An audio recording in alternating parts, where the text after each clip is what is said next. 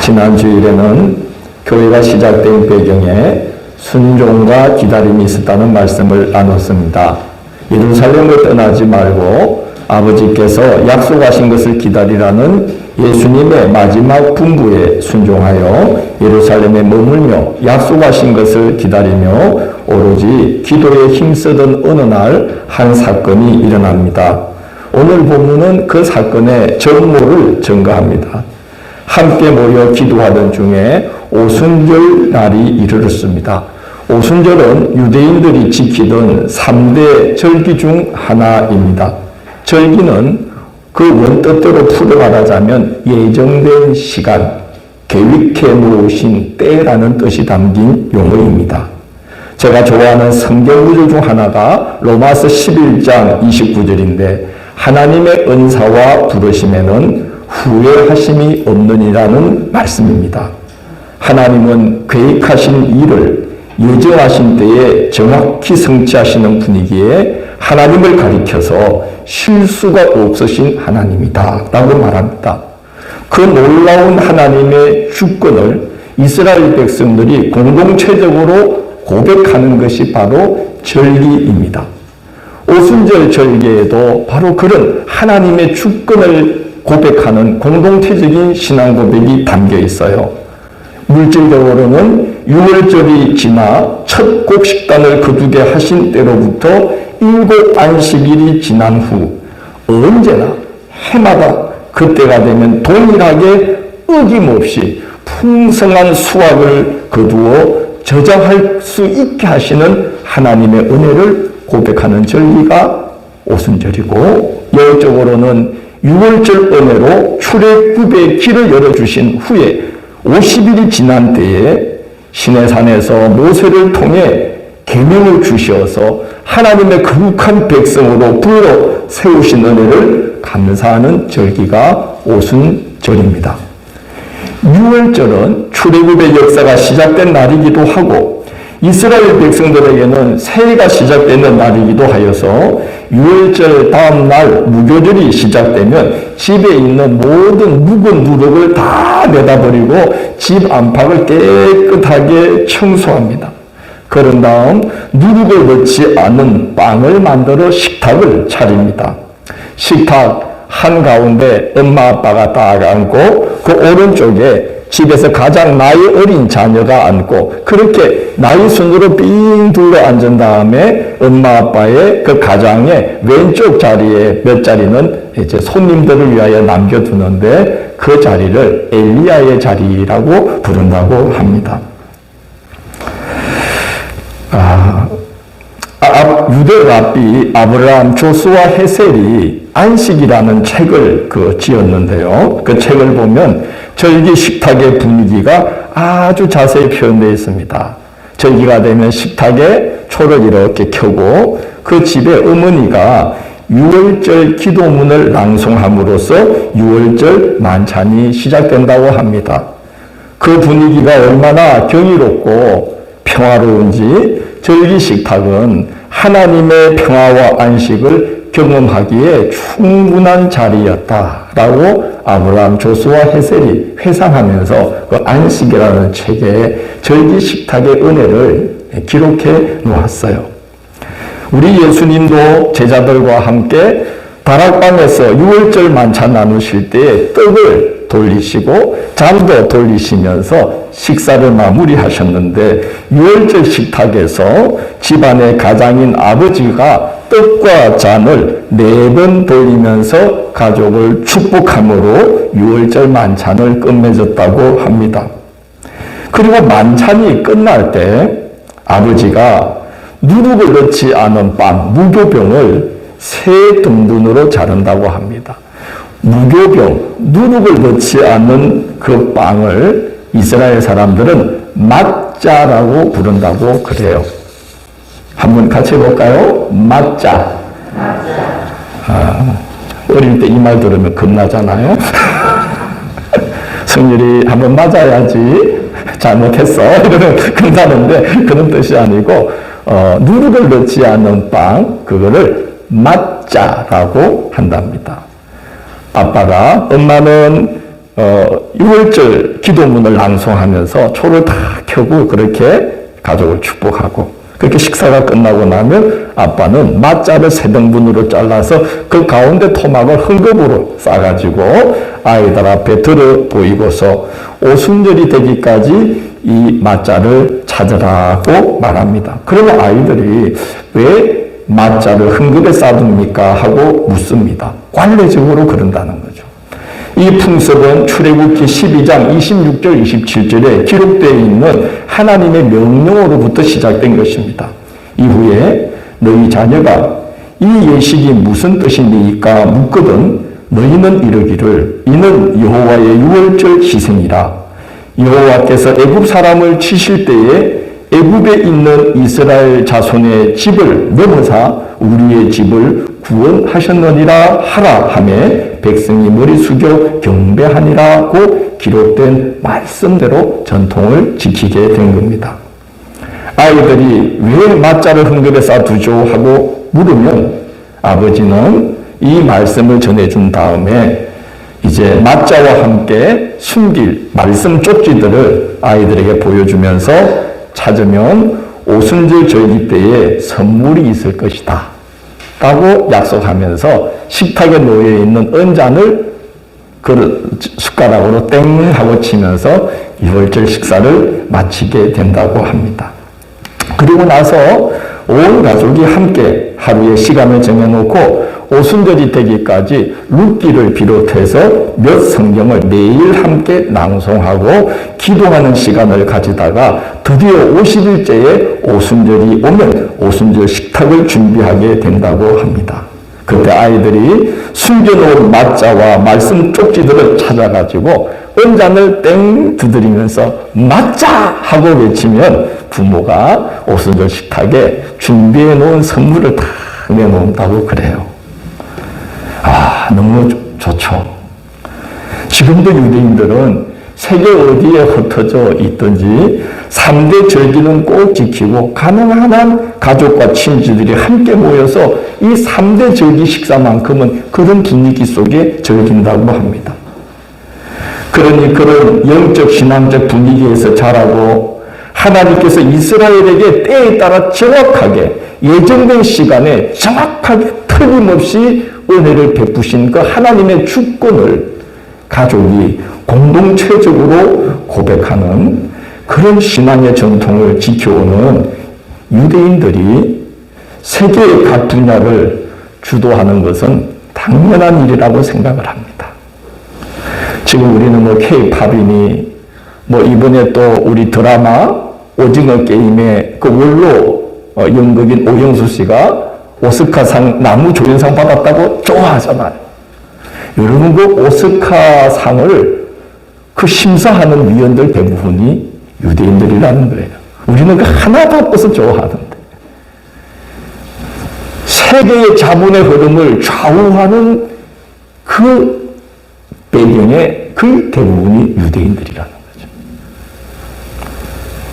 그런 영적 분위기, 그런 신앙적 분위기, 그런 절기의 식탁을 공동체적으로 가족이 다 지키면서 하나님의 주권을 확인하고 고백하고 경험하면서 자라온 사람들이 얼마나 강하고 훌륭한 삶을 살겠어요.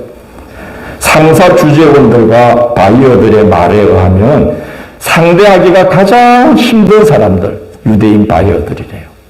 상대하기가 가장 편한 바이어들도 유대인 바이어들이에요. 왜 힘드냐? 이 사람들은 매물도 안 통하고 접대도 안 통한대요. 근데 왜 가장 편하느냐? 세상에 절기가 끼거나 안식일이 끼면 토요일이 되면 이 사람들은 호텔에서 나올 생각조차 않는데요. 안에서 성경 읽고 기도하고 그러면서 시간을 보낸다고 그러는 거예요. 그래서 편하기도 하고 어렵기도 하다고 그럽니다. 신앙의 전통들이 그들처럼 철저하게 개성되는 종교와 민족은 거의 없을 것입니다. 한국 교회가 그동안 교회의 확장성에 주력해 왔었는데 이제는 신앙의 깊이에도 힘을 쏟아야 할 때가 아닌가 생각이 됩니다. 교회 교회가 신앙의 분위기로 휩싸여 있고 그 분위기가 가정으로도 이어져서 우리가 신앙으로 경건하게 힘을 다해 하나님 섬기면서 말씀으로 살아가는 삶의 모습을 우리 자녀들이 보고 그래서 우리 자녀들이 어디에 있든지 우리와 함께 신앙으로 연결될 수밖에 없는 그런 신앙의 분위기가 우리 가정에 흐르고 있다면 얼마나 복된 가정이겠습니까? 얼마나 우리 자녀들을 대할 때 든든하겠습니까? 우리 남은 생의 행복과 한국교회의 미래가 거기에 달려있다고 저는 확신합니다. 우리는 신앙으로 든든하게 그렇게 서로 연결되어 있는 가정, 그런 교회를 우리는 이제 앞으로 만들어 가야 되고 그렇게 해주시기를 하나님께 겸손히 간절히 기도해야만 될 것입니다. 예수님이 제자들에게 아버지께서 약속하신 것을 기다리라고 말씀하셨는데 오순절 절기에 익숙한 제자들은 그 말씀이 무엇인지를 대번에 알 수 있었죠. 오순절이 오기까지 뭘 해야 되는지 그들은 대번에 알았습니다. 유월절로부터 오순절까지 늘 했던 대로 모여서 뭘 읽고? 예, 성경 읽고 말씀 읽고 또 뭐 하면서? 기도하면서. 이번에 선물 주시는 넌 육신의 아버지가 아니요 하늘 아버지라고 하셨으니 도대체 어떤 선물을 주실까? 우리가 이 숙제를 마치고 맞자 하고 은잔을 치는 그 오순절이 될 때에 하늘 아버지는 어떤 선물을 주실까? 그걸 기대하면서 그들이 50일을 지냈던 것입니다. 그렇게 지내던 어느 날 드디어 맞자 하고 선물을 받는 날, 숙제를 마친 날, 오순절 날이 되었는데 하늘 아버지께서 약속하신 대로 선물을 보내주셨습니다. 하늘로부터 급하고 강한 바람 같은 소리가 모인 곳에 진동하면서 그 소리가 온 집에 가득한데 불이 하늘로부터 내려와서 혀처럼 막 갈라지면서 각 모여있는 사람들의 머리 위에 계속 머물면서 타오르고 있었다는 거예요.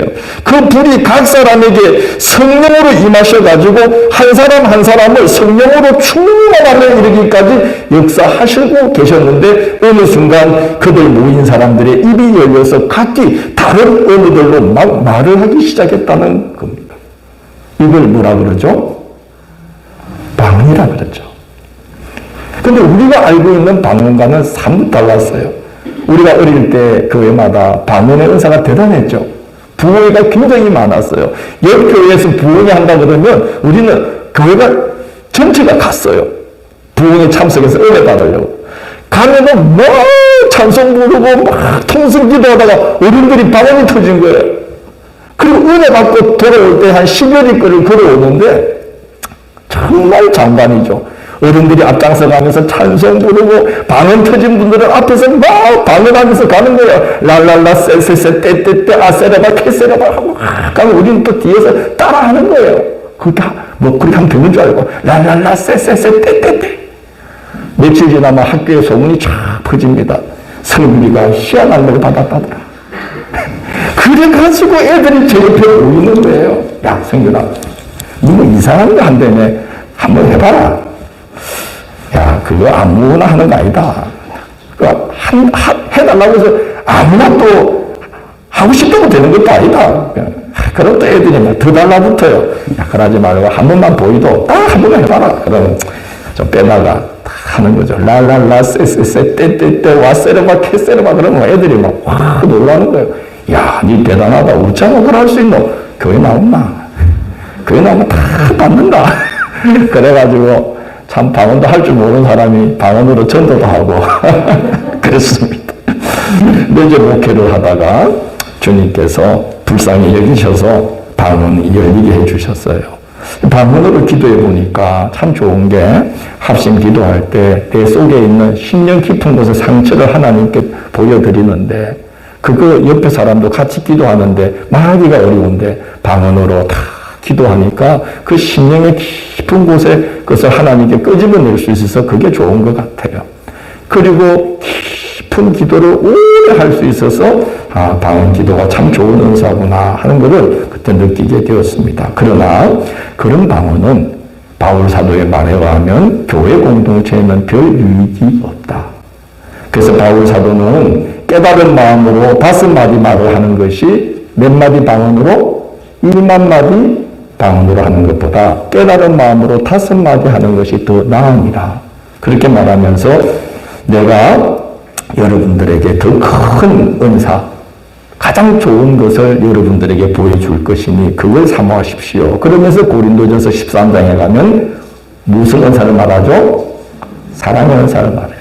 내가 사람의 방언과 천사의 말을 할지라도 무엇이 없으면, 사랑이 없으면 소리나는 구리와 울리는 꽹과리가 되고.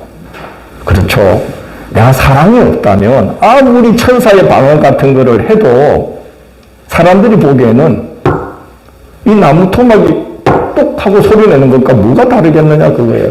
자기에게만 유익할 뿐 교회 공동체에는 사랑의 은사가 동반되지 않으면 아무 유익이 없다. 그래서 가장 좋은 성령의 선물은 뭐다? 사랑이다. 그게 진짜 은사입니다. 라고 말하고 있어요.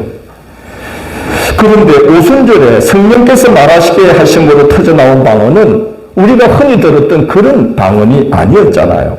절기를 지키려고 각국 나라에서 온 해외 공포들이 들을 때에 자기들이 살고 있는 나라, 지역의 언어가 그 사람들의 입에서 막 터져나온 거예요. 그런데 그 사람들은 그런 다국적 언어를 배울 겨를도 없이 살아왔던, 평생을 물고기 잡으며 살아왔던, 저 변방 북쪽 끝에서 살아왔던 갈릴리 사람들이었던 거예요.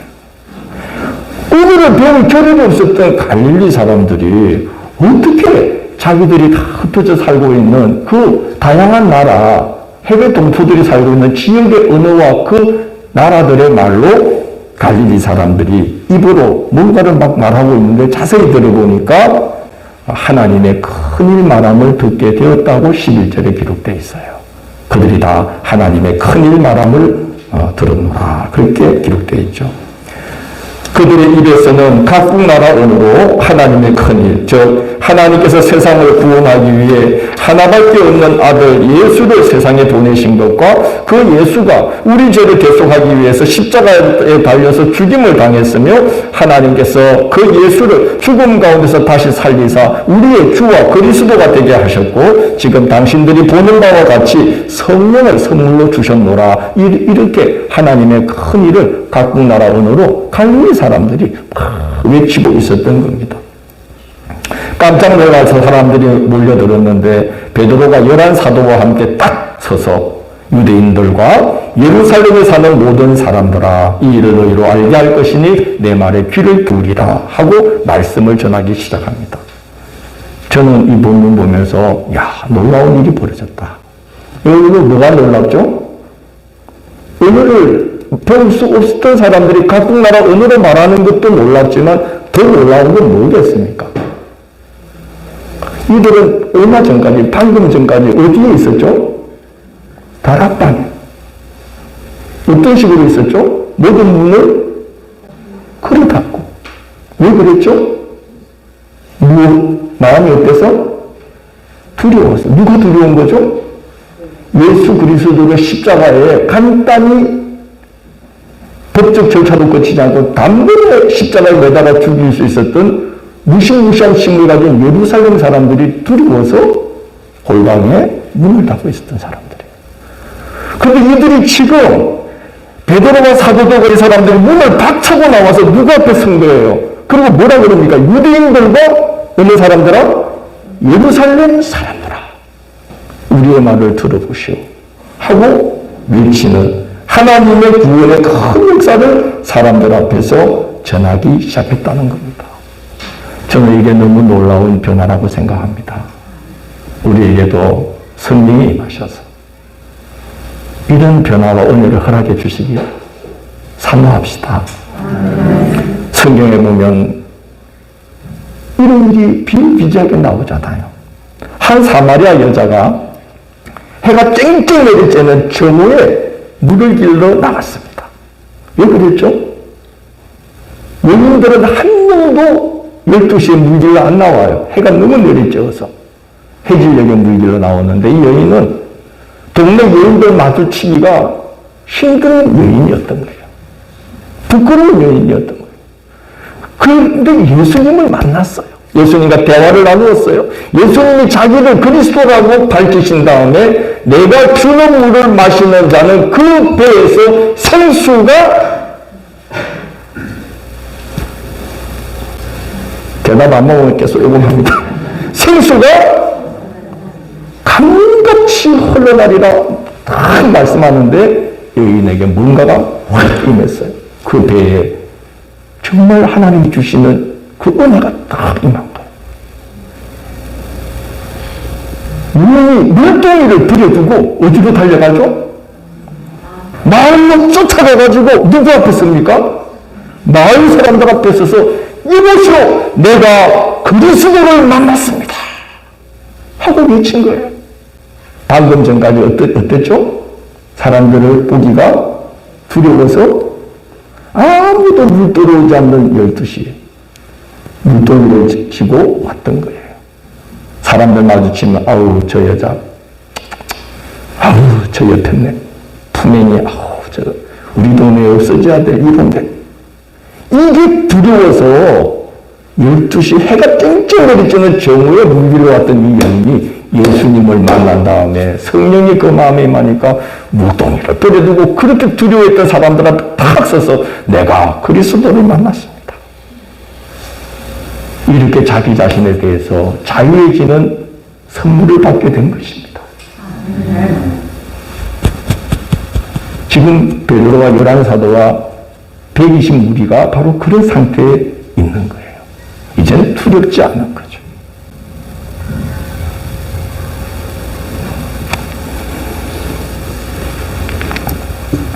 베드로가 복음을 전합니다.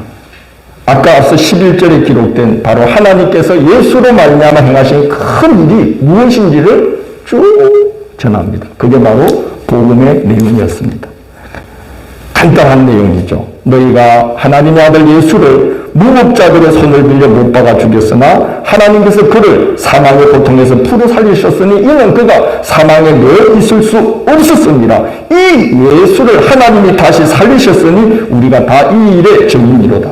너희가 십자가에 못 박은 이 예수를 하나님이 다시 살리사 주와 그리스도가 되게 하셨고 지금 너희가 보는 바와 같이 그가 하나님께 간청하여 우리에게 성령으로 선물을 우리에게 부어주셨으니 너희도 회개함으로 우리 주 예수 그리스도의 이름으로 세례를 받고 주 예수 그리스도를 믿으면 죄사함을 받고 성령의 선물을 받게 될 것이다. 이게 베드로가 전한 하나님의 큰 일의 핵심입니다. 그때로부터 2000년이 지난 지금까지 교회가 이 세상에 선언하고 외치는 복음의 핵심이 바로 그것이고 앞으로도 교회는 주님이 오실 때까지 이 세상에서 외쳐야 될 것이 그것이고 교회와 우리의 삶을 통해서 이 세상에 증거해야 될 것이 바로 구원받은 자의 삶의 능력을 우리는 이제 삶으로 증거해야만 되는 것입니다. 해외 각 나라 각 지방에서 6월절과 오순절을 지키러 왔던 해외 동포들은 그 놀라운 광경 때문에 그들이 전하는 복음을 귀담아 듣게 되었어요. 그리고 그들이 살던 나라와 지방으로 돌아갔습니다. 복음이 순식간에 땅끝으로 두루 퍼져나가게 되었습니다. 여러분, 이렇게 해서 생기게 된 교회가 있습니다. 사도들의 가르침으로 세워진 것도 아니고 사도들이 세운 것도 아니고 오순절날 왔다가 바로 이 광경을 목격하고 돌아가서 자기들이 자생적으로 주님이 부활하신 날이 주일이라며 그래서 주일날 모여서 주님의 십자가와 부활의 은혜를 기념하면서 주의 이름으로 기도하면서 예배를 드리려고 몇 사람들이 모이기 시작했어요. 돌아간 다음에. 자, 그렇게 세워진 교회가 무슨 교회죠? 로마 교회입니다. 그래서 바울 사도는 그들이 사도들에게 배움을 받지 못한 채로 자생적으로 세워진 교회였기 때문에 복음과 율법의 관계를 아주 일목요연하게 복음의 핵심을 자세하게 풀어서 편지에 담아서 보낼 필요를 느끼게 되었어요. 그게 무슨 성경이죠? 로마 성경이에요. 여러분, 제가 왜 이 말씀 드리냐면 성령께서 얼마나 절묘하게 역사한 것이냐 하는 것입니다. 그때 딱 필요한 은사를 딱 필요한 시간에 선물로 부어주셨어요. 너희는 땅끝까지 이르러 내 증인이 되리라. 사람 낚는 어부가 되리라. 약속하셨는데 땅끝까지 복음이 퍼질 수 있도록 성령께서 약속하신 것을 성취하기 위해서 오순절날 선물을 주신 거죠. 만물을 풍성하게 하시는 그 은혜를 정확하게 그때 주신 그 능력으로 그들이 많은 영혼의 추수를 할 수 있도록 오순절날 그들의 입에서 각국 나라 언어로 하나님의 복음을 말할 수 있는 놀라운 선물을 그들에게 허락해 주셨던 겁니다. 이것보다 더 좋은 선물이 없습니다. 이것보다 더 필요한 은사가 없었습니다. 딱 필요한 시간에 딱 필요한 은사를 하나님께서 선물로 주셨어요. 그래서 절기라는 것이 appointed time이에요. 예정된 때, 계획된 시간. 딱 그때 되면 하나님의 선물이 딱 나타난다. 그걸 믿었던 게 이스라엘 백성들이에요. 절기를 지킨다는 건 뭐냐? 하나님의 주권은 틀림없이 이행된다는 거예요. 정해진 때가 되면, appointed time이 되면 그때에 딱 나타난다는 거예요. 여러분도 그런 믿음이 회복되기를 원합니다. 정확한 하나님, 실수하지 않으시는 하나님. 그때가 되면 매년 동일하게 그 역사를 딱딱 베풀어 주시는 하나님이신 걸 공동체적으로 고백했던 게 뭐다? 절기라는 거예요. 오순절날 그들이 어떤 선물이 있을까를 기대하면서 기도하면서 말씀을 읽으면서 오로지 기도에 힘쓰고 있었는데 정말 절묘한 선물을 주신 거죠. 입에서 랄랄라 세세세 하는 방언이 터져나왔다면 무슨 소용이 있겠어요? 각국 나라 언어로 모여든 해외 동포들이 복음을 전해 듣게끔 성령이 역사한 거예요. 일회적으로 그때. 얼마나 놀라운 하나님이십니까? 그렇게 해서 오늘 42절을 보면 드디어 교회가 세워집니다. 42절을 한번 볼까요? 읽어보십시다. 시작. 그들이 사도의 가르침을 받아 서로 교제하고 떡을 떼며 오로지 기도하기를 힘쓰니라. 막 3,000명씩 전도가 되면서 매일 모여서 사도들의 가르침을 받고 서로 교제하고 기도하기 힘쓰면서 최초의 교회, 첫 교회, 초대교회가 세워졌어요. 43절 이하를 보면 얼마나 놀라운지 서로 가진 것을 융모상통하며 서로의 부족과 필요를 채워주었고 날마다 마음을 같이하여 성전에 모이기를 힘썼고 집으로 돌아가면 335 모여서 순전한 마음으로 떡을 떼면서 함께 음식을 나누며 교제하는 일들이 이어지게 되었습니다. 교회는 그렇게 시작되었고 그렇게 자라게 되었습니다. 자, 여러분 앞으로 교회는 어떤 모습으로 변해갈까? 우리가 몸담고 있는 함양제일교회는 어떤 궤적을 그리면서 역사가 펼쳐질까? 우리의 남은 신앙 여정은 어떤 모습으로 조성되어 갈까? 저는 그런 이제 질문과 궁금증을 안고 이제 60대의 목회를 시작했습니다. 저는 그렇게 생각해요. 지금은 성령이 임하시더라도 그때처럼 각국 언어로 말하게 하거나 그러시지는 않을 것 같아요. 제가 필리핀에서 섬마을에 들어가서 원주민들 앞에서 설교를 했는데 저는 한국말로 했어요. 한국말로 했는데 거기 선교사님이 영어로 옮겨줬어요. 그 섬마을로 막 담당하고 있던 원주민 목사님, 필리핀 목사님이 따갈로그어로 옮겨주셨어요. 이제는 뭐 성령이 굳이 방언으로 말하게 하실 필요가 없죠. 각국의 선교사님들이 절비하게 나가 계시고 복음이 땅끝까지 전파되게 성령이 그런 식으로 역사할 필요가 없어요. 지금 한국에 교회가 그 숫자가 어느 숫자보다 많은 줄 아세요? 카페보다 많대요. 안 믿어지시나 보다. 지금은 한국의 교회가 카페 숫자만큼 많아요. 그러나 성령이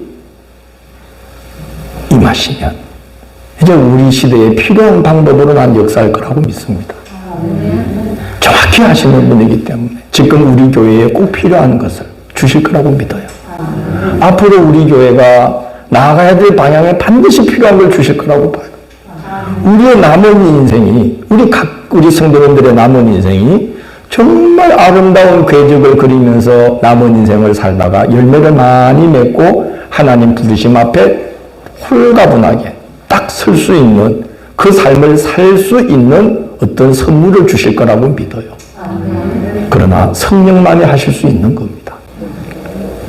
그래서 우리는 맞자 하고 은자를 울리려고 그 무교병 조각을 찾는 아이의 심정으로, 그 말씀 쪽지가 어디에 있을까 찾는 심정으로 오순절을 기다렸던 그 사람들처럼 그 성령의 선물을 기대하고 기다리고 기도하면서 살아가야 하지 않을까.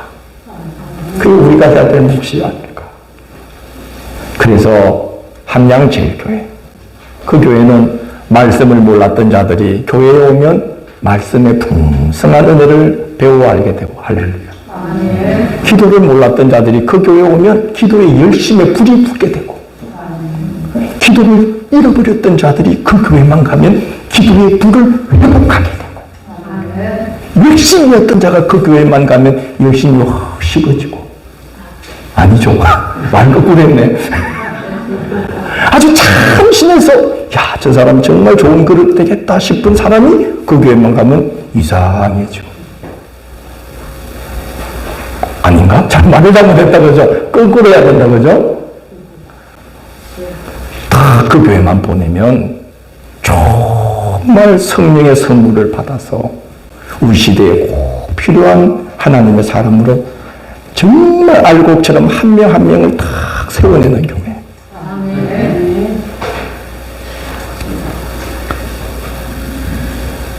그건 성령만이 하실 수가 있죠. 그건 우리가 뭐가 필요한지 몰라요. 그때 그 사람들이 뭘 알고 그랬겠어요? 선물을 기다리면서 기도하다가 생각지도 못한 선물이 하늘로부터 주어지는 거죠.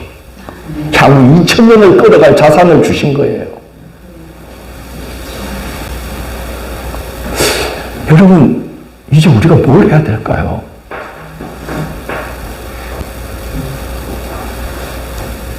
저는 8월 23일부터 금식을 했습니다.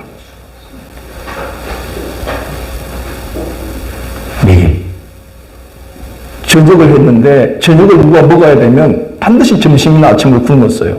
아침은 거의 굶식이 될까봐 점심을 굶었어요. 왜 그랬냐 하면요. 난 이제 60대 목회를 해야 돼요. 10년 남았어요. 그냥 60대를 맞이할 수가 없었어요. 그래서 어느 날 기도하는데 갑자기 8월 22일 날 금식하라는 마음을 주셔서 8월 23일부터 시작했어요. 그 하반기를 다 금식하며 지냈어요. 제가 이제 엊그제 1월 13일부로 우리 교회 온 지 18년 되었습니다. 그래서 여러분 누가 너그 목사님 너그 교회 온 지 얼마 되셨노? 그러면 18년 그러면 큰일 나요. 18해 되었다라고 해주십시오.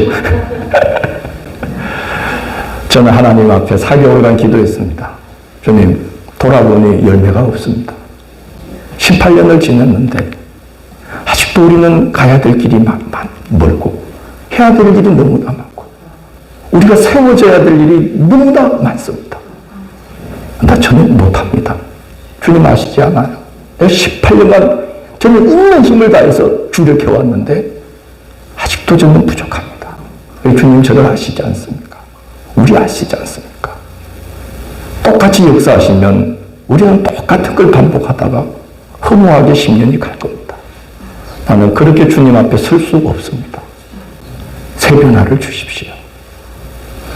라는 기도를 드리지 않을 수가 없었습니다. 그래서 정말 힘들지만 12월 31일까지 감당했어요. 저는 맞자 하고 언잔을 치게 될 때를 주님이 주실 거라고 믿습니다. 우리 함께 그 위에 튼튼한 신앙의 집을 지을 수 있는 산돌이신 그리스도, 그리고 모든 썩은 누룩을 우리 안에서 제하실 맞자, 살아있는 생명의 떡이 되시는 맞자, 진정한 맞자이신 그리스도를 발견해 나가는 그런 신앙의 몸부림이 나는 우리에게 필요하다고 봅니다. 솔직히 말씀드리는데 전 하나님 앞에 기도했어요. 제가 있어서 이 교회에 유익이 안 된다면 주님 저를 밀어내 보내십시오. 뭐라 있겠습니까? 지난 18년과 똑같은 것이 반복된다면 주님 저를 밀어내 보내주십시오. 라고 기도했어요. 여지껏 그렇게 목회했습니다. 제가 어디 좀 더 좋은데 찾아서 다닌 적이 없어요. 때가 되어서 하나님이 가게 하실 때 갔어요. 그래서 하나님 똑같은 게 반복된다면 저는 못 견딥니다. 밀어내 주십시오. 그렇게 기도를 드렸는데 안 미셔요. 그래요. 아마 같이 몸부림치면서 가야 될 것 같아요. 어떡하겠어요. 그러나 저는 반복되는 건 못 견딥니다. 나태하게 신앙의 길을 걸어가는 그런 모습 하나님은 얼마나 더 못 견디시겠습니까? 맞자를 찾는, 오순절을 기다리면서 맞자를 찾아가는 그 자녀들처럼 산돌이요 생명의 산떡이신 진정한 맞자 되시는 그리스도를 힘써 찾아가는 그런 참 신실하고 아름다운 모습을 이제 우리는 회복하고 그렇게 되기를 서로를 위해서 기도합시다. 서로 중보해 줍시다. 이제는 서로의 약함을 탓할 때가 아닙니다. 기도해주고 중보해주고 품어주고 생명의 산떡이신 진정한 맞자 되신 그리스도를 만남으로 그 삶에서 썩은 누룩이 다 제거되는 그런 날이 오기를 서로를 위해서 기도합시다. 우리 시대에 필요한 교회는 난 그런 교회라고 봅니다. 성령이 임하시면 지금 시대에 또 앞으로의 필요한 선물을 반드시 주실 것입니다. 성령이 임하기를 사모하고 기도하면서 그렇게 우리의 남은 신앙의 길을 몸부림치면서 걸어가시기를 주의 이름으로 권면합니다.